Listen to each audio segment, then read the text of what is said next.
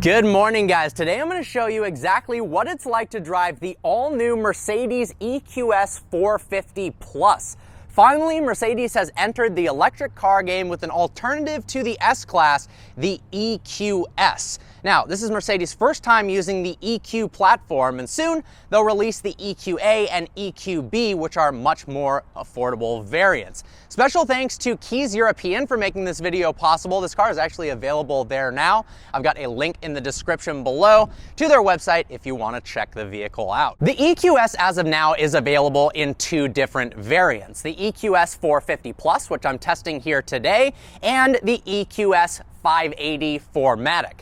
The 450 Plus has 329 horsepower, 406 pound-feet of torque, and can do 0 to 60 in 5.9 seconds. It's got 350 miles of range and can actually charge pretty quick. It's got a 107.8 kilowatt-hour battery, and it can charge from 10 to 80% in just 31 minutes if you're using a 200 kilowatt charger. Now, if we look at something like the Tesla Model S, it doesn't initially make the EQS seem like a super appealing proposition just looking at the stats. The Tesla Model S long range starts at $88,000, does 0 to 60 in 3.1 seconds, and has 405 miles of range. But the real magic is the way this Mercedes drives, and of course, its spectacular interior. And of course, it does have some tricks up its sleeve. Now, I'll be honest, I much prefer the design language of the new S-Class as compared to the EQS on the outside. When I first saw this in pictures, I thought they made a mistake. It almost looked like a black bean or a pinto bean. I wasn't sure what exactly was going on. Now, I will say seeing it in person, it does look significantly better, but it's still going to take some time to get used to. But there is a very serious reason why it's shaped the way that it is. The EQS actually has the lowest coefficient of drag of any production car in the world at 0.2. As you can see in the front fascia, everything is unbelievably smooth. There's no grille, of course, because it's an electric car. We've got all of these Mercedes star logos integrated nicely into the headlights. Now, I will say, definitely opt for the $2,200 AMG line package. That gives you a much more aggressive lower portion of the front fascia. Looks a little bit more S-Class-like. It also gives you 21-inch AMG wheels that look a lot better than the standard setup. There's some really interesting features about the exterior of the EQS. For instance, you'd think that maybe this right here would be where you charge the car, but it actually is the windshield washer reservoir. So why would they locate that on the outside of the car when no other car, to my knowledge, has ever done that? Well, that's because since it's an electric car, and Mercedes has decided to stick most of the electrical components underneath the hood here, there's actually no frunk whatsoever. So you don't actually have to access under the hood, so they've developed a clamshell design where really you're never going to actually open this hood. Well, for people who need to put windshield wiper fluid in when it runs out, instead of opening the hood, reducing aerodynamics, they've put it in the side right here, which is really, really unique. Now, one of my favorite things about the EQS is its self-opening doors. Now, unfortunately, this particular one doesn't come with this option, but if you have the key in your pocket and you were to walk up to your EQS with the correct option and stand right here, the door would actually open itself so that you can climb inside the interior. Then once you go ahead and seamlessly hop into the interior, just a simple tap on the brake will actually close the driver's side door. The craziest part about that feature, and I really wish I could show it to you guys in person, is that it has voice recognition for closing the door. So if I said, "Hey Mercedes, close the door," it actually can sense that the voice is coming from the driver's seat and close the driver door. If I said, "Hey Mercedes, close the door," and I was located in the back right passenger seat, it would close that door.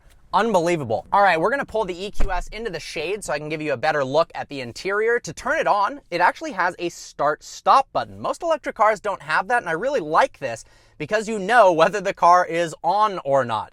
When you click the start-stop button, it also makes a really nice sound. Listen to this. Oh, lovely. Traditional Mercedes stocks, go ahead and put it into drive.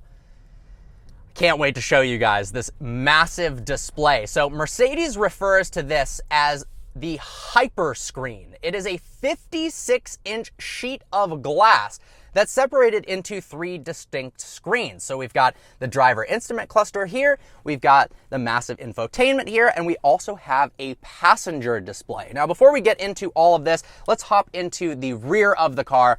I want to discuss some of the rear seat features, and then we'll move on to the passenger display and the rest of the tech in this car, because it's unbelievably impressive. Look how much legroom I have. This is ridiculous. Tons of legroom, tons of headroom. We've got 2 different sunroofs.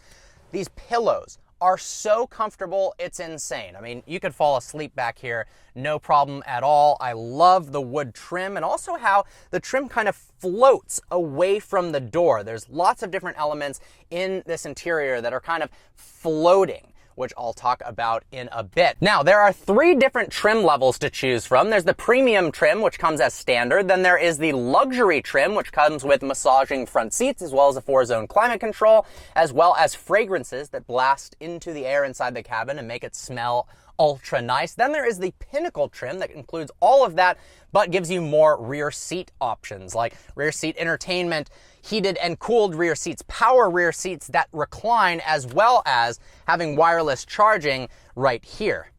Even if you don't option all that, it still is a very nice place to be. Let's go ahead and hop into the passenger seat so I can show you that brilliant display.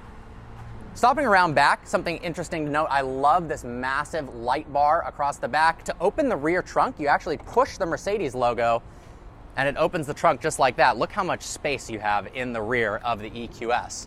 Go ahead and close that up. I also like how the door handles go flush with the body when you're driving and then pop out for extra aerodynamics. We'll go ahead and sit in the interior. So this is the Hyper Screen. Let's focus on the passenger display right now, which is awesome. I love the fact that it has the brilliant Mercedes concept car right here. But if we go ahead and power it on, it actually gives you a ton of different controls. So we can operate navigation from here. We can also operate the climate control, multimedia system. There are a ton of different things that you can do. Even see energy flow and charging levels. What is really neat is it actually requires somebody to be in this seat. So I believe it senses weight in order to actually use the passenger display. So you can't be in the driver's seat and just reach over and use this. It's smart enough to detect that there's nobody in the passenger seat. And also, if you look too often from the driver's seat over to the passenger display, the Mercedes recognizes that and it starts to dim the display. Look how unbelievably cool these air vents are. I mean, Mercedes has always had cool air vents that kind of looked like airplane turbines, but tell me this doesn't look like the jet in a Boeing 747. That is just too awesome. And the ambient lighting throughout here is next level. It's got 64 different ambient light colors, and it goes throughout the interior in more places than any Mercedes before it. It's hard to tell in this location. Maybe I'll go into an even darker spot, but there's actually ambient lighting on the seats itself. That is wild. Now I'm in a darker environment to simulate nighttime, and check out how cool the interior ambiance is inside of the EQS. There's ambient lighting everywhere in all different colors. I love how there's this gap here underneath the center console that creates this amazing illuminated effect. The illuminated piping on the seats themselves. We'll actually go into the ambient light settings. So if we touch the home button right there and go into comfort, ambient lighting, we can choose from 64 different individual colors in monochrome, or we can actually go to multicolor, my favorite. I love that this is called Miami Rose because how Miami is this setting. It's a very, very accurate description. This is Energy Shine. That one's a little bit boring. How about green? Jungle green. My gosh. I mean, this really does look like a spaceship from the future. I think I'm going to go back to Miami. We'll pretend we're there. The graphics in the multimedia system are fantastic. The screen is unbelievably responsive. Everything works very intuitively. Now looking over at the instrument cluster, it's fully digital and it's customizable as well. So if you go over to understated, that's pretty cool. Or we can go back to sport or classic. Classic looks pretty nice, although I think my favorite is understated. Now you'll notice there's actually paddles behind the steering wheel, which doesn't make any sense, right, in an electric car, but actually it controls the brake regeneration. I am loving how the screen all of a sudden went like this and we've got this Pink Floyd-esque prism graphic. That is beautiful. But if you click the right paddle, it actually adjusts, if we are in drive, the level of brake regeneration. So right now we're at no recuperation, normal recuperation, and strong recuperation. Let's leave it at strong recuperation and see what that's actually like. All right, before we actually take it out on the road, I want to talk about the speaker system. Not only does it sound phenomenal, but it also has active noise cancellation. So it detects harsh frequencies from the outside environment, and it actually projects other frequencies 180 degrees out of phase with the harsh frequencies. This causes something called destructive interference. If you guys took a high school physics class, you might have talked about that a little bit, but essentially the sine waves cancel each other out and it creates a much more serene environment. Also, check out how you operate the sunroof. You actually just swipe your finger like that to open it up. That is pretty darn cool. Listen to this, guys. It actually has different sounds depending upon the setting for acceleration and deceleration. I mean, that sounds like I'm literally in a spaceship. I've never heard any car make a noise like that. Let's switch it to silver waves. That almost sounds like a V8 car of some sort. Nice, that guy blew that red light. But how cool is that you can actually change the sound experience? Now, the first thing you really notice inside of the EQS is how refined and how comfortable it is compared to something like, say, a Tesla Model S. The Tesla is obviously faster, it's a little bit cheaper, but the interior quality is nowhere near as nice as the EQS. It really is a phenomenal place to be. These seats are so comfortable. These pillows are to die for. The leather feels phenomenal in here. Everything you touch and look at just feels and looks premium. It's also significantly quieter inside of the EQS than a Tesla. The isolation from the surrounding environment is really incredible in this vehicle. And, you know, it's a Mercedes. That is what they are known for. The suspension is absolutely sublime. It honestly rides more like a Maybach than any other electric car. It really is. It's got a similar air suspension setup to the S-Class, but it's almost improved in certain ways because it's a new generation platform. It actually uses really advanced algorithms to scan the road and determine preemptively how it should set up the suspension for upcoming bumps and potholes. It can also raise and lower the suspension of the vehicle to make it more comfortable or to make the car more aerodynamic. I absolutely love that. Now, there are different driving modes which are activated via the dynamics panel right here. We are in sport mode right now. You can change it to comfort mode, which loosens the steering. The powertrain is a little less responsive. The suspension is more comfortable. Really, this car is almost the ultimate luxury car. Now, I understand there is a special pizzazz and nice sound of having a V12. The S65 AMG will go down in history as one of the most epic sedans of all time. And one of the reasons why Rolls-Royce is so amazing is because of their V12 engines. But there's no denying that electric motors are smoother. An electric car is quieter, and that makes so much sense for a luxury vehicle. I'm not saying that it makes sense for intense supercars, but for something like this, a commuter vehicle, something you could do long distances, your daily driver, having something that's unbelievably quiet and comfortable all at the same time really is amazing. Wow, the steering just feels so nice. It really is an unbelievable driving experience. I feel like I'm floating in the clouds, like my wheels aren't even connected to the road whatsoever. It's just gliding. Now, the brake regen is working pretty good, actually. We're gonna change it to normal recuperation. Actually, let's do no recuperation. So now it glides like a normal car. When I let off the gas, it doesn't all of a sudden slow down. It actually is gliding unbelievably well. Very limited rolling resistance. And of course, we have the most aerodynamic car in the world. Let's switch it back to strong recuperation. Look, I didn't click the brake and it is slowing the vehicle down. All right, let's put it back into sport mode and do a little acceleration here. Wow. I mean, it feels like I'm in Star Wars or some type of space age movie. That noise is wild.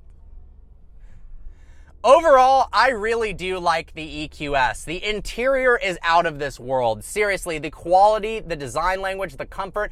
I'll say this, in pictures, this hyper screen doesn't look nearly as good as it does in person. It kind of looks almost cheap in pictures, but in person, it is truly spectacular. It does have a couple of issues. I'm a little bit annoyed of the glare, especially on the passenger screen. I'm sure you could get a matte finish over it aftermarket, but I think they could have done a little bit better with reducing glare. The other thing that I don't really love about the car is when you're touching the screen here, your elbow, at least my elbow with the length of my arm, ends up bumping into these controls, and some of them are touch sensitive. So if you're like this and all of a sudden I'm messing with the entertainment volume, it is a little bit annoying. And I'll say, look, the front of the car is going to take some getting used to, but the driving experience is incredible. There's no doubt that this drives way better in terms of a luxury car than a Tesla Model S. It's on another planet. Same with the interior quality. I'm really excited though because they're going to make an AMG EQ version. So eventually we'll get something that's exciting in terms of the performance category. Obviously, for a $102,000 base price, doing 0 to 60 in 6 seconds is not very impressive, particularly when the cheaper Model S does it in 3.1 seconds. But this car is not about performance. It is all about the luxury and a comfortable, relaxing driving experience. Everything is such high quality. One last pull. Well guys, I hope you enjoyed today's video. Like always, please browse the channel and subscribe. I look forward to seeing you next video.